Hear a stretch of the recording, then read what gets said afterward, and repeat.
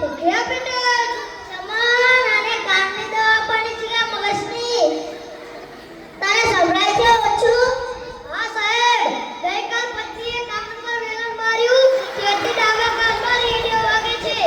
પણ આપણે ગાંઠી ઇલાજ આપવો પડશે. આના કાનમાં પેલો લાલ પ્રવાય ના. સાહેબ, એ તો લાલ ચટણી છે. હું સમોસા સાથે લાવ્યો હતો એ. તું ખાલી નાખી દે ને, એનાથી જ આના કાનના પડદા જ આવશે.